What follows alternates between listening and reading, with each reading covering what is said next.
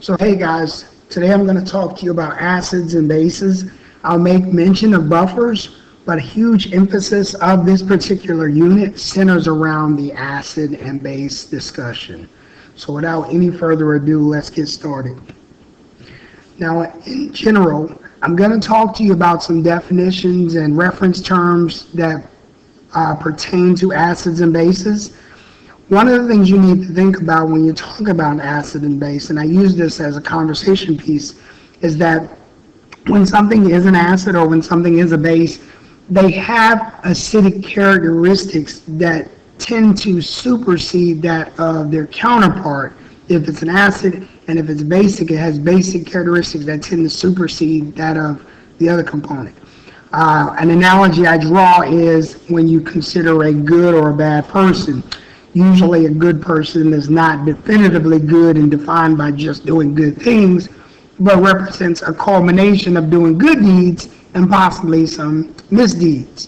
And so kind of equating that, when you think about an acid has these acid type molecules that behave like an acid, but they still possess components that are basic in nature as well. And what we'll see is just kind of when something's more acid, more base, it tends to show an overlap of one tendency versus the other. And so we'll get into those discussions, we'll get into the math, because a huge emphasis of what I assess people on is going to be predicated or dependent on the math. So let's look at that. So the first thing we want to look at in the slide is that you see hydrochloric acid, and you may not know what hydrochloric acid is, but it's the one highlighted in the red on the left, HCl. And it reacts with water. And the reaction leads to the formation of something called a hydronium ion. And the hydronium ion is going to be really important. The hydronium is the H3O+. It's represented by the molecule that has a central oxygen, and it has the three hydrogens that are surrounding it. Now, that is what we usually use as a measure when we're looking at an acid, and we'll get into a little bit more detail for that reaction. So when we notate acids, we usually highlight it as focusing specifically on an H plus group in aqueous media. That H plus, sometimes we might regard as this term proton. Now, OH ions or hydroxide ions can actually come from two sources. You have your metal hydroxides that form from ionic compounds when they're released and dissolved in water. And then sometimes you can get those OH ions in other scenarios as well. So, for instance, if you think of a compound like ammonia, and you'll see an example of this a little bit later, but ammonia actually doesn't feature the OH to begin with, but when it reacts with water, it actually forms these OH ions. And usually I like to talk about this with kind of a source document in mind. And so if you hadn't looked at that already, that's okay. But just understand that mostly when you're looking at bases, you have an OH or hydroxide ion. And when we're looking at acids, we're going to be looking at that H+. Now there are some just general basic properties of acids and bases that maybe in your household you've taken note of, or maybe you've seen. Most of the things that we consume tend to be acidic in nature or lean towards that acidic side of things. There are a number of notable examples that you may or may not be familiar with. Those include lemons, oranges, grapefruit, and hopefully you don't consume it, but sour milk. As an equivalent, there are bases, and while we don't tend to eat those, a lot of them can be found in a lot of our cleaning products, such as soap, ammonia-based window cleaners, or even some drain openers. So it's a good idea to be familiar with some of the formulas of the common acids and bases that might be found in your household, because it might be one of those things where you're just kind of better aware and better equipped to work with them going forward. Some of the more commonly known acids, or perhaps the most widely commercially produced, is sulfuric acid, represented by the chemical formula H2SO4. It's in your best interest to be familiar with this particular acid.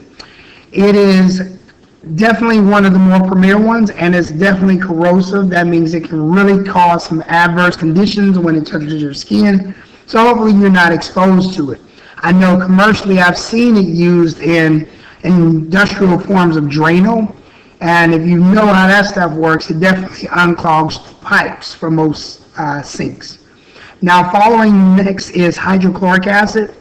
You might see the common term muriatic acid, and this has various industrial applications, but it is mainly found in our stomach in a 1 molar concentration amount, and it helps facilitate the act of digestion. Among that, it has other things, but that acid is one of those premier things. So if you've disrupted the balance of that, you usually need something to counteract that strong acid that might be occurring in your stomach. So some other examples, one is phosphoric acid. If you look at your Dr. Pepper can, I believe it's known as a preservative there. It is another common one represented by the chemical formula H3PO4. Next you have nitric acid, which is HNO3, and it is used for a number of fertilizers and some explosives.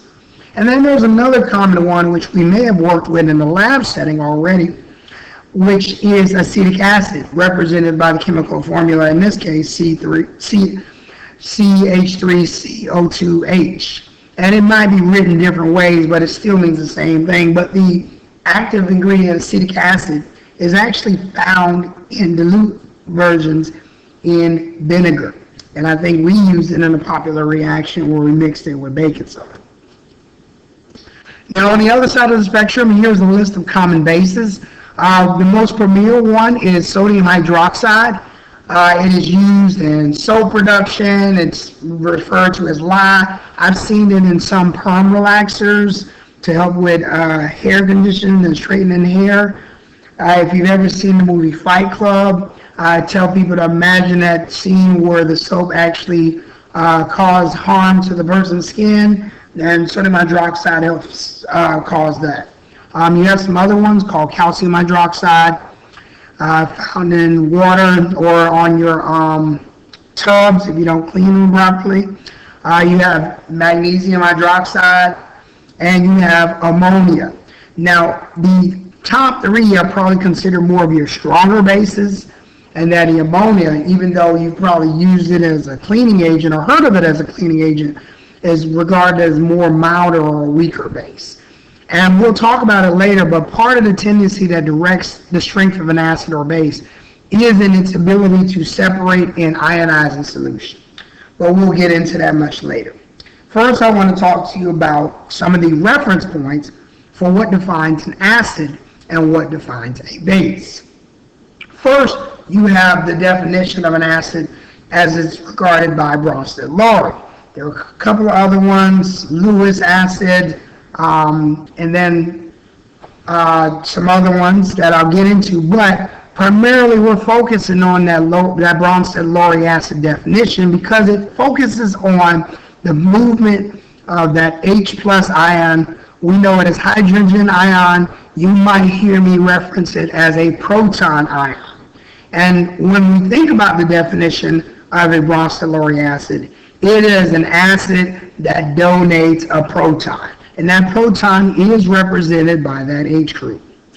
So when this happens, it doesn't necessarily have to have in water, but it can. And that's how you have the function of that Bronsted-Lowry acid. So here you have examples of many of these acids, all of which probably would behave like your Bronsted-Lowrys in the fact that they would donate protons. And if you notice, there are different types. You have compounds that feature one H group that can get donated. You might have a group that can donate 2, and you might even have a scenario where you donate 3. And there's a term for this. It's protic, P-R-O-T-I-C. Now, if it's donating one H group, it's monoprotic. If it's donating 2 hydrogen groups, it becomes diprotic. And then if it has 3 hydrogens, it's triprotic. Now, you want to be familiar with these terminologies because easily a question that could be asked is which of the following represents or constitutes a triprotic acid. And you need to recognize that the only difference in the acids is just the number of H elements or hydrogen elements that can be donated potentially.